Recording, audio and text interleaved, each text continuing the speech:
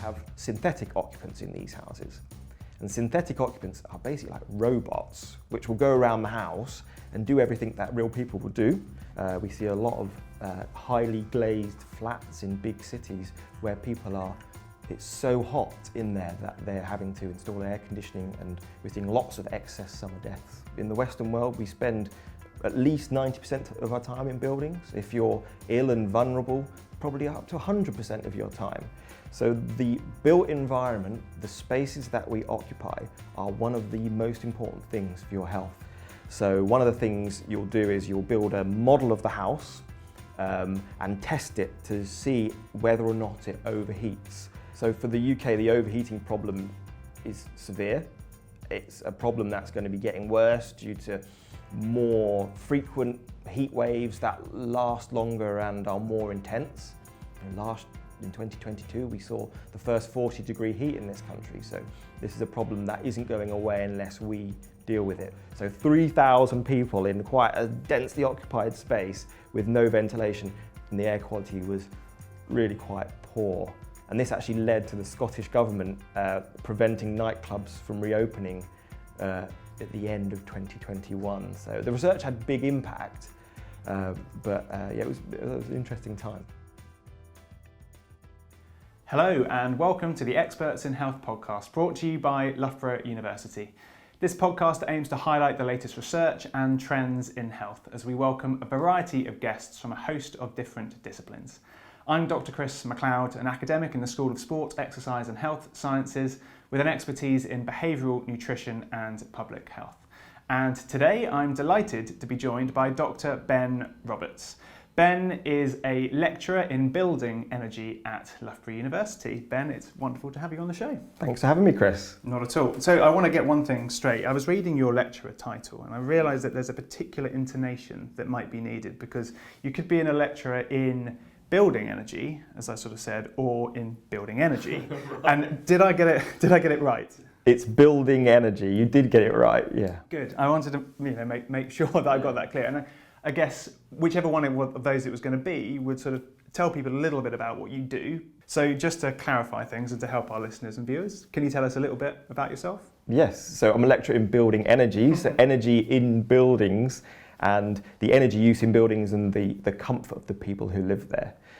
So to sum up my work, I like to say I do research on the indoor air that's either too hot, too dirty, or both.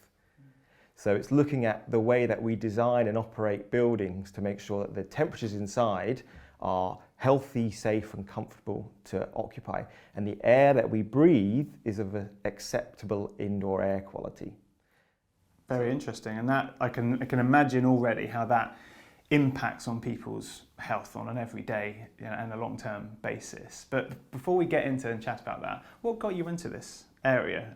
What made this part of the your academic background, the thing you wanted to specify and go into? Yeah, so many years ago, I did a geography degree originally, and I was doing work around measurement of the physical environment. And then I ended up doing a master's in energy policy. So then I had this energy policy angle and this measurement angle. And I tried to combine the two to come together to do this PhD, which is ultimately in building physics. So bringing together energy and measurement of buildings, houses, and the people in them. So that's really how I got to this stage.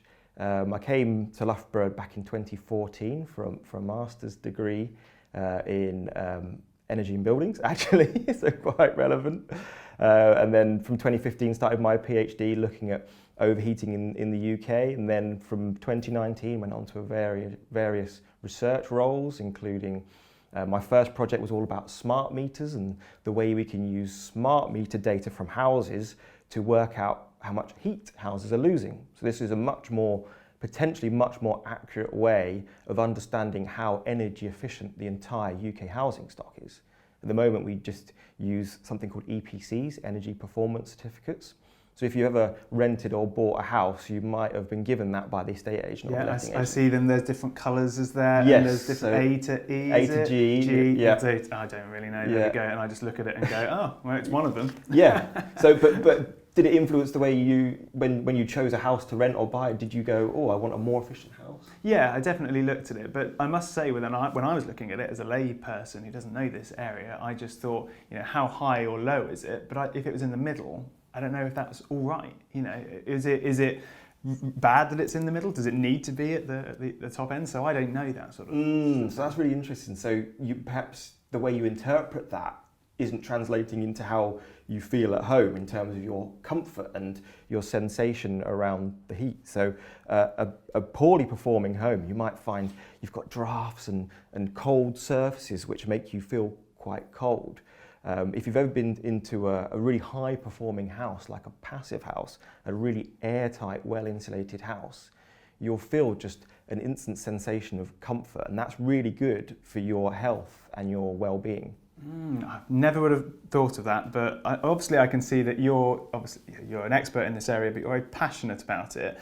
I firstly love seeing the varied career that people have to get to this point. It adds different sort of sides to why they are where they are now, and sort of different areas of expertise. But if you were to, give a brief statement to sort of whet people's appetite, say why we're going to talk about, what we're going to talk about today is so important to you and to our listeners, what would you say? Well, we spend most of our time in buildings. In the global north, in the Western world, we spend at least 90% of our time in buildings. If you're ill and vulnerable, probably up to 100% of your time.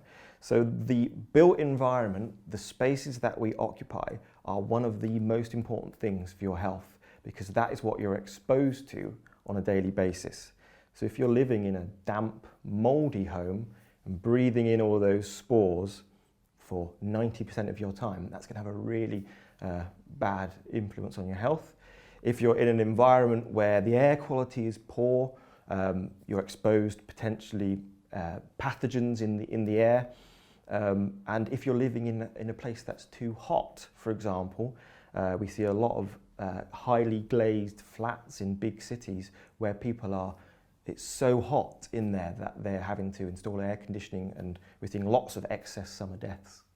Well, I remember, I think it's about a year ago, maybe 2022 or early 2023, that there was a lot in the news about mould in properties, and there was a death related to that. That was, I'm sure there are many more deaths related to that across the world, but it made quite a bit of prominence in the UK, and I think that made people wake up a little bit. Did you see that at all, that there was just, there was more clamour around that sort of area after that? Yeah, so there was a very high profile case in London, but there's been lots of other cases since then. Certainly in the Building Energy Research Group, which is where I'm based, we're doing an increasing amount of work and research on damp and mouldy homes, which often comes from poorly insulated homes, cold homes, but it's also the way we ventilate our homes and the way we operate them. So it's not only important to have a warm home, but also a well ventilated home, because you need to get rid of the humidity in the air. So if you think about your daily activities, you're breathing out, so you're breathing out litres, a couple of litres a day of moisture into the air. You might wake up in the morning and have a shower. That releases a huge amount of humidity into the air. Then you go down, boil the kettle again, more water. Then you'll cook your dinner at night, boiling your pasta. So we're just putting a ton of water vapour into the air.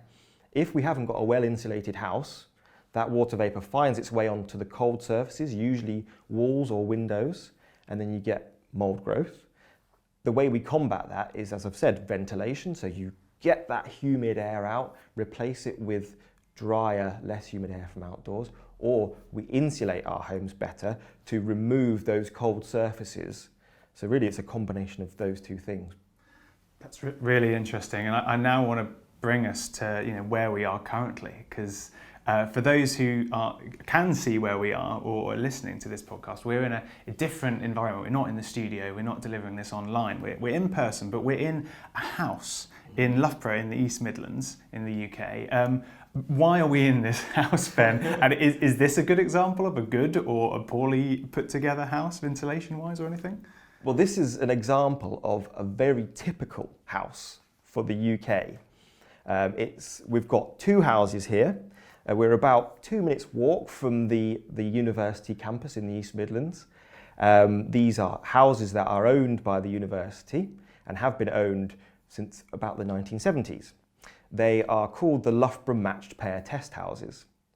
So we have two houses side by side.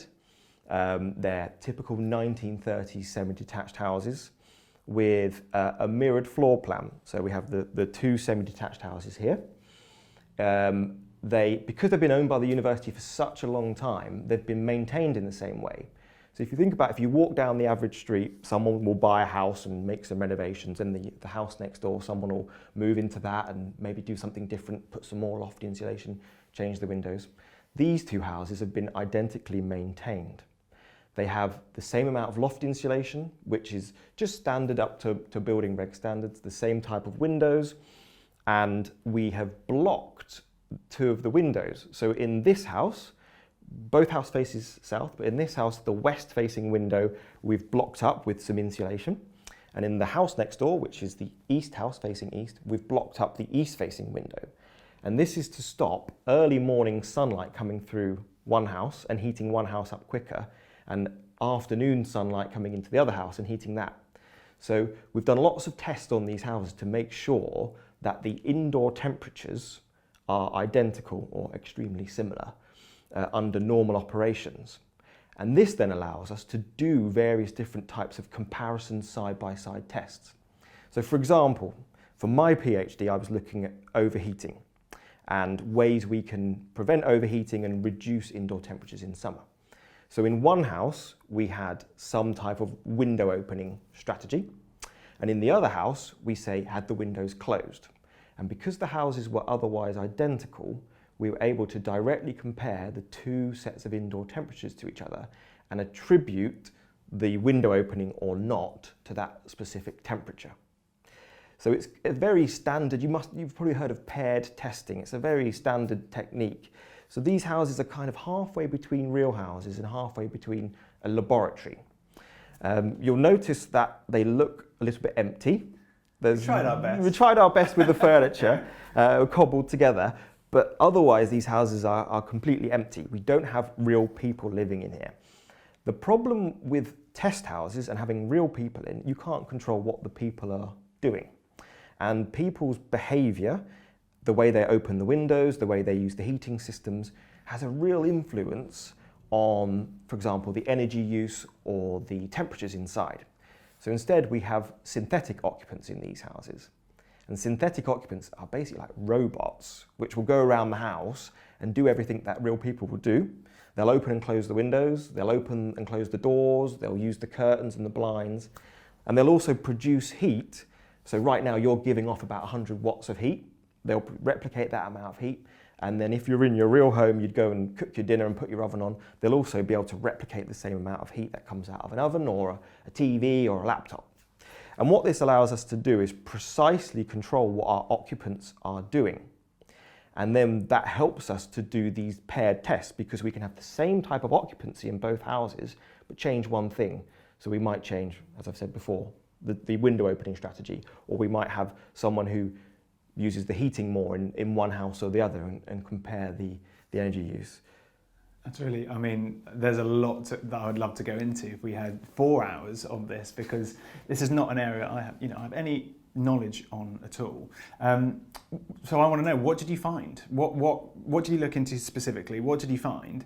And then how applicable do you think this actually is to everyone's daily life? Because we're not robots, we do respire, and we do that at rates that we can't control for a lot in a large way anyway.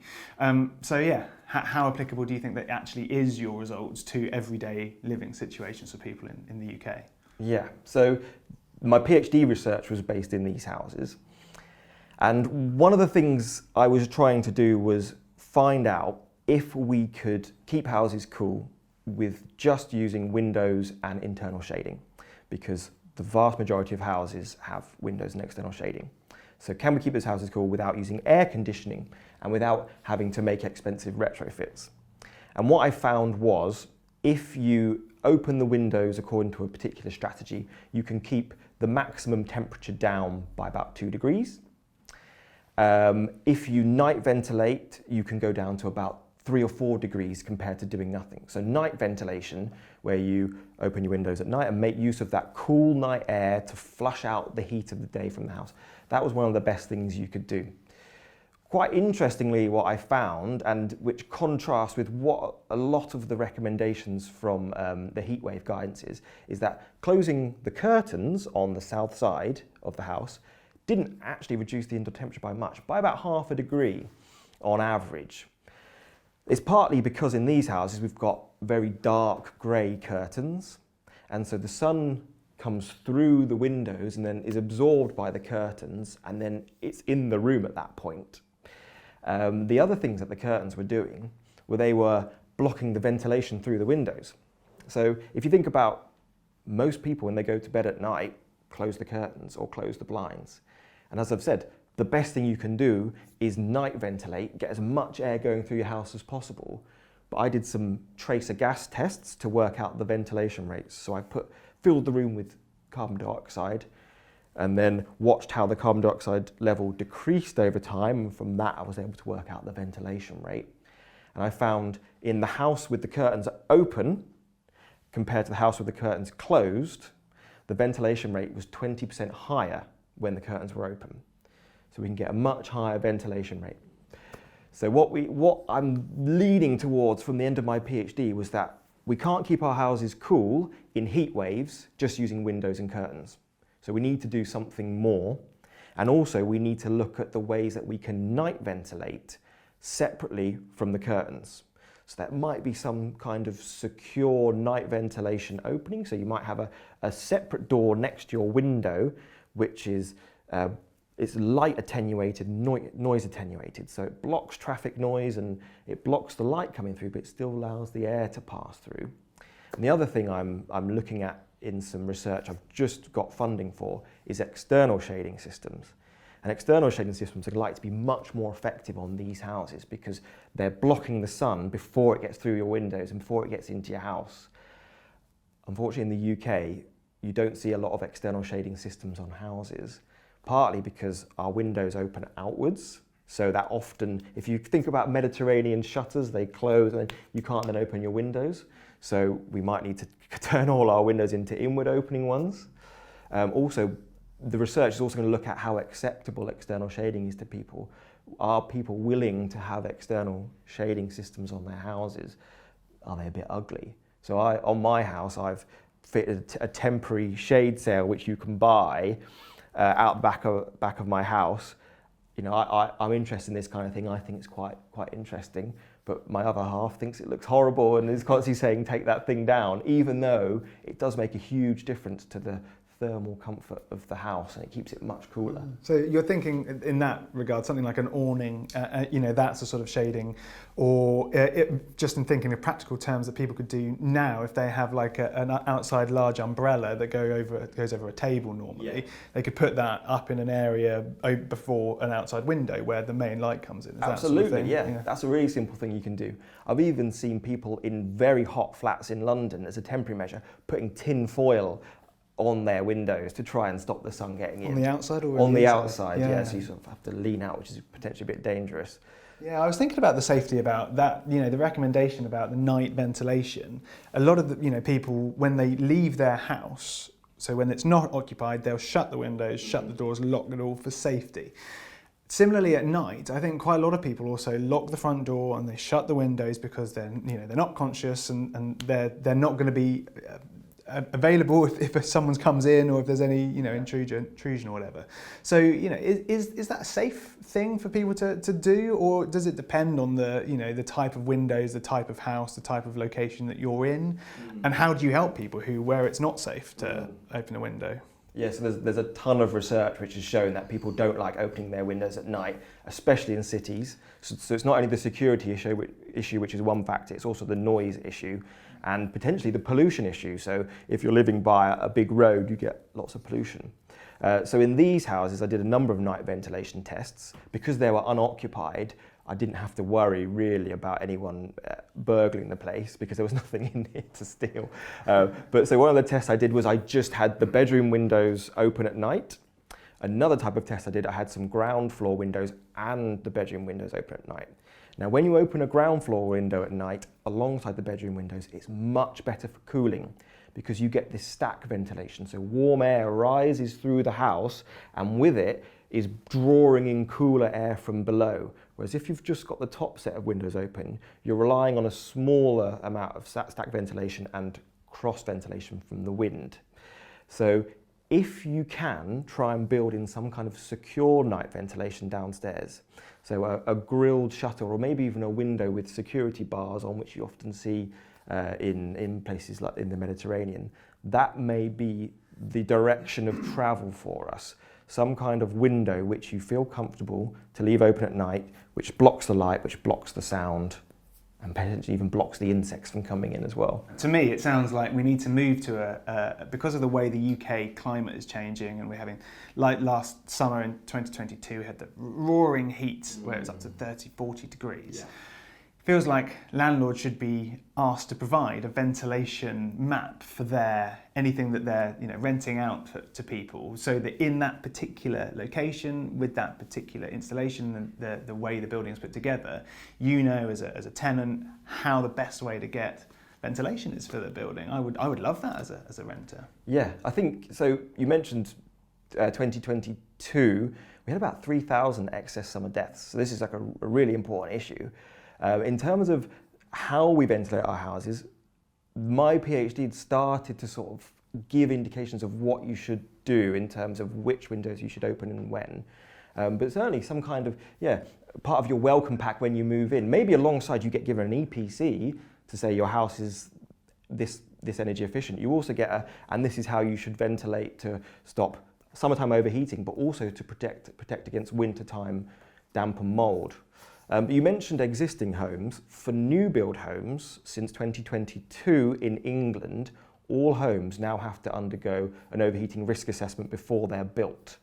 So one of the things you'll do is you'll build a model of the house and test it to see whether or not it overheats.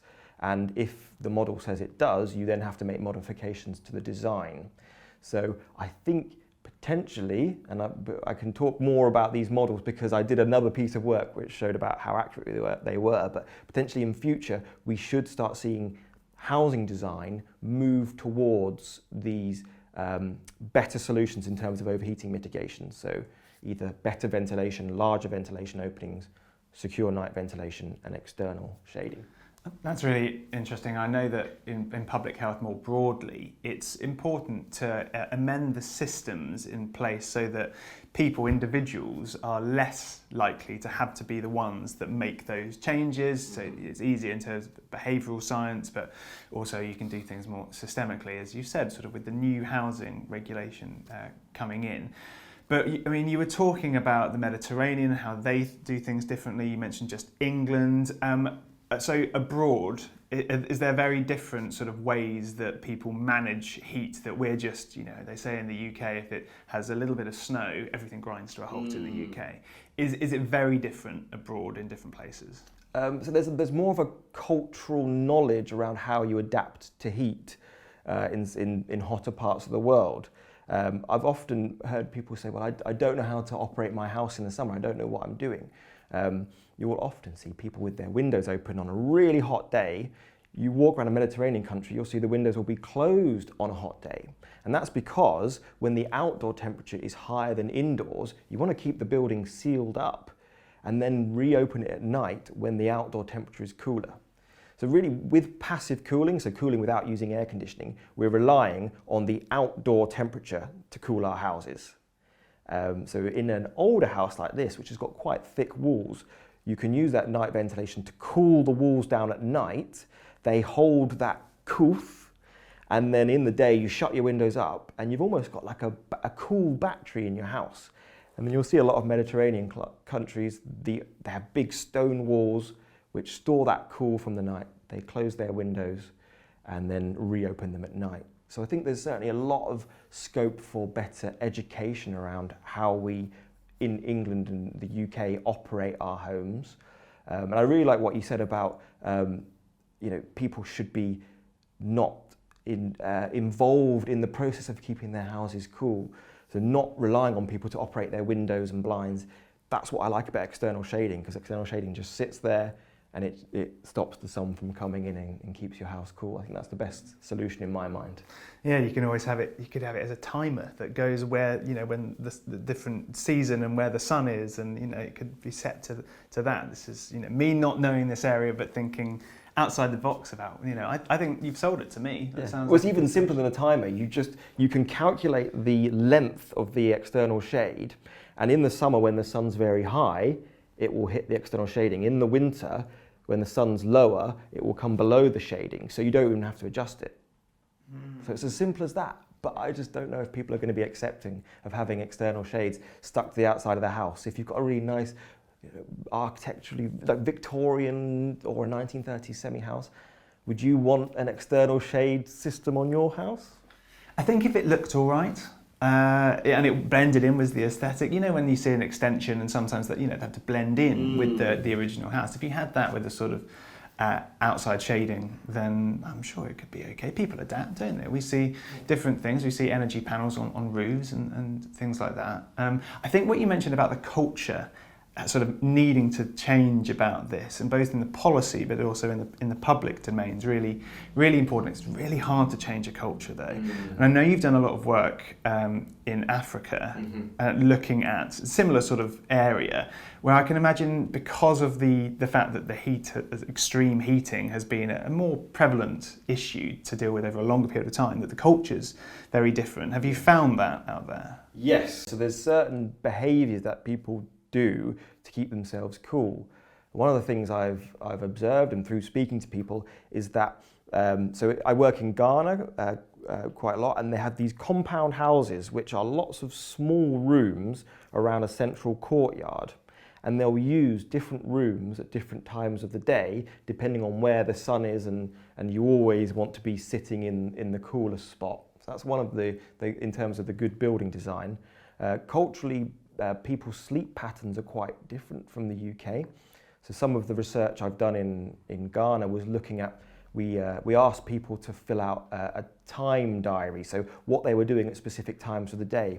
And we often saw people got up very early in the morning, around 4 o'clock, conducted maybe 3 or 4 hours of activities. Maybe they'd go and do some work, or they'd do some housework. And then when the heat of the day came, they'd go to sleep. And then they'd wake up again in the later evening and work again in the cooler part of the day. So there's adaptations which perhaps the rigid society in the UK wouldn't be accepting of that, in terms of, you need to be at work at this time and school at this time.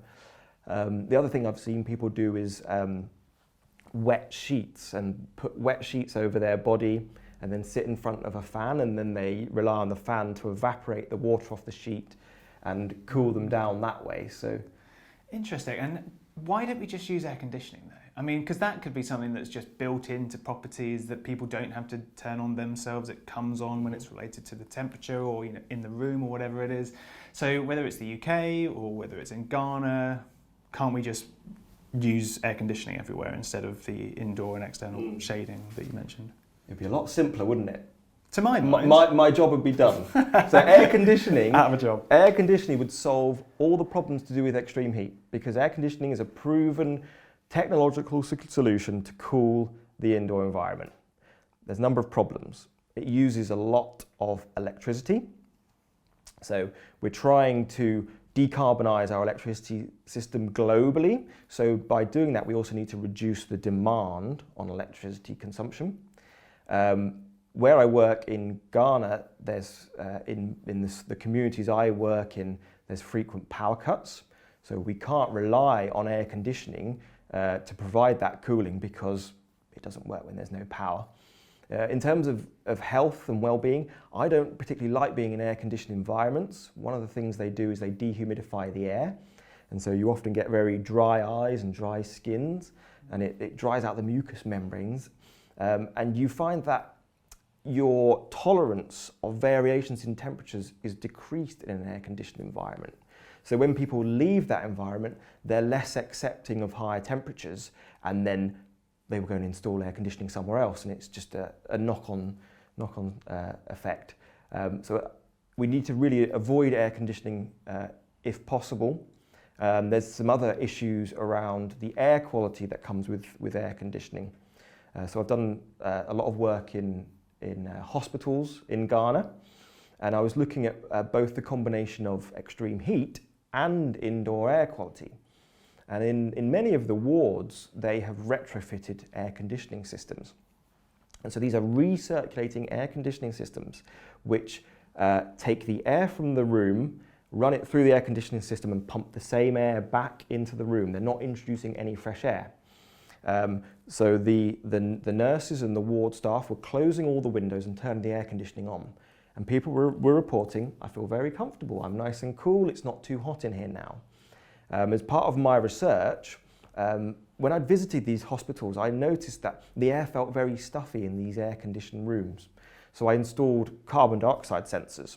So carbon dioxide is something that people breathe out, and you can measure the carbon dioxide concentration as a proxy for exhaled breath and for ventilation. And I compared in 4 different hospitals in both Accra in the south of Ghana and Tamale in the north of Ghana. I compared the air quality in the air-conditioned wards and the naturally ventilated wards. And I found the air quality was much poorer in the air-conditioned wards compared to the naturally ventilated wards. So we now have this trade-off between thermal comfort, which is very important for health, and air quality. And you think in a hospital, this is an environment where people have potentially got some kind of illness, a respiratory illness. They're coughing up and aerosols are coming out of their mouth, floating around this poorly ventilated environment, not being removed by the ventilation. Other people in the hospital wards are then breathing in these potentially virus-laden aerosols and becoming infected themselves. So there's lots of research on nosocomial infections, so hospital-acquired infections.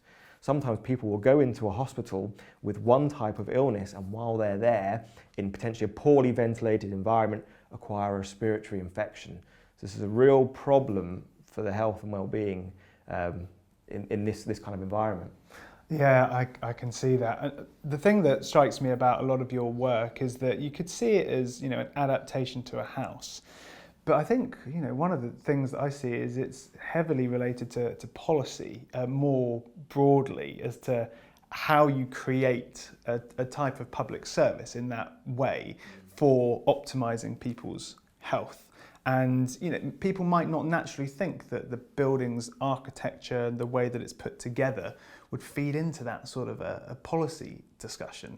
Do you find that you're able to easily get into policy conversations, or people in your area about these areas, or has the world not woken up enough yet to people with your expertise actually impacting health-based research broadly across whichever country it is? I think people have definitely woken up, and the policy angle is definitely there. The issue is that buildings are around for a long time. So if you look at the UK housing stock, some of it has been around for 200 years. In fact, we have the oldest housing stock in Europe, in the UK. So making changes now to very old buildings can be quite difficult. And the retrofit process is also very expensive. So modifying buildings to cope with extreme heat or to be better insulated comes with all these issues. No matter the government policy, if you're trying to get someone to install loft insulation and you're throwing a grant at them, the government-funded grant, they may still say, "Oh, my loft's full of boxes, I've got all my Christmas decorations up there and I can't be bothered to move them. So I won't bother," even though they've got this government policy around it. So I think based on my experience, so based in the UK policy and in policy in Ghana, I've done a lot of work with the Ghana Health Service.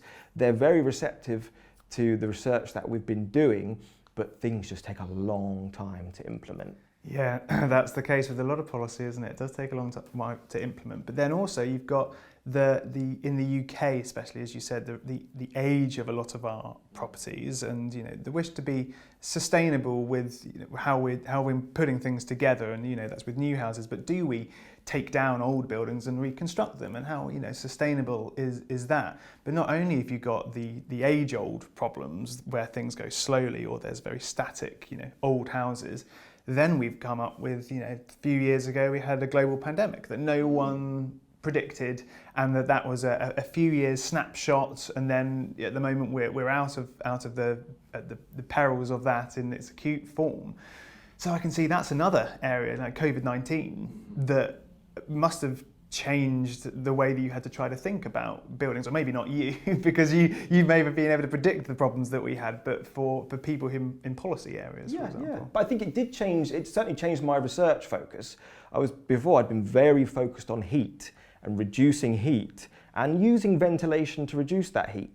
But then it moved me into this thinking about air quality and the interplay between air quality and heat. And I've mentioned the work in the Ghanaian hospitals, but also my work in the UK. So for a period of about 2 years, I was pretty much just focused on air quality around the COVID-19 pandemic. There was lots of work going on around air quality in buildings. So one of the projects I worked on was it was called the Events Research Programme. So this was a government-led project to reopen cultural venues. So things like sports stadiums, large nightclubs, theatres, and we did monitoring of the indoor air quality in all these types of venues, and we found that, to be honest, most of the places had an acceptable indoor air quality. Most of the buildings with a properly designed ventilation system, be that a natural ventilation system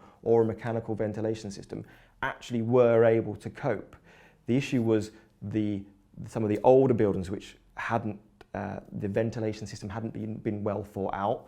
So, for example, I monitored the first ever nightclub event to reopen post-pandemic, and it was held in an old warehouse, an old Victorian warehouse, which had no ventilation system, because why would you? But then you go and shove 3,000 people into this warehouse, and that suddenly causes problems for the air quality, funnily enough. So we went round and we did a ventilation assessment, and we saw these huge doors, warehouse doors, and we said, this will be fine, there's plenty of ventilation coming in and out of here. And then the event kicked off, and they closed the doors halfway and put plastic butcher's screens in front of the door to block the sound, because the neighbours had been complaining with the noise. But of course, this blocked the ventilation as well. So 3,000 people in quite a densely occupied space with no ventilation, and the air quality was really quite poor. And this actually led to the Scottish government preventing nightclubs from reopening at the end of 2021. So the research had big impact. It was an interesting time. I'm sure it can be, a lot of research is extrapolated and taken to mean something, or generalised where it might not be. And I think what you've made me think about there is how difficult it is. And I'm not sympathising for the difficulties and some of the things that we could have done better in the pandemic, especially preparing policy-wise. But the difficulty associated with providing a blanket statement about what people can do, whether that's businesses, individuals, public services, when in your area, the buildings, even if they're the same square footage, and maybe even the same height, the materials that they're made of will actually influence the air quality in this situation. And so saying, a venue with capacity of 3,000 people can be opened now, you're saying then that's too generalised, because it will depend. Exactly, it was too generalised, and we should have been able to say a venue with this capacity, with this type of ventilation system, or this number of air changes per hour in terms of ventilation. It should have been a bit more nuanced and a bit more specific, I think. And then you can get into the conversation about, should the government be the ones that support the change of those buildings to enable them to open, especially when some people might be smaller business owners where they might not have been able to invest that money, and then they can't open and then they don't have their livelihood. Exactly, yeah. But I suppose it comes down to the licensing. So venues have to go through a number of licensing requirements to do with fire safety and escape routes. Perhaps it needs to have a ventilation licensing bit tagged on as well. There's a lot that we could go into in loads of detail, but what do you think needs to be explored in this area now? What are you doing, and where do you need to go with this sort of work? So for the UK, the overheating problem is severe. It's a problem that's going to be getting worse due to more frequent heat waves that last longer and are more intense. In 2022, we saw the first 40-degree heat in this country. So this is a problem that isn't going away unless we deal with it. So I mentioned the government building regulations on overheating. All new homes have to have a model built of them. Some of the work that I uncovered in my PhD and subsequently has shown that actually the models that we're using, there's a certain amount of uncertainty. So they're perhaps not as reliable at predicting overheating as we'd like or need. So one of the things we've found is that they over-predict the temperatures in the day. So they say actually it's hotter than it is in reality during the day. And at night they say it's cooler than it is in reality in buildings. So this is a problem because it means that perhaps we're not designing buildings with sufficient amounts of night ventilation. So my work going forward, and it's being done by many others, is to improve the reliability of these models, and it should be very easy to integrate into the government policy.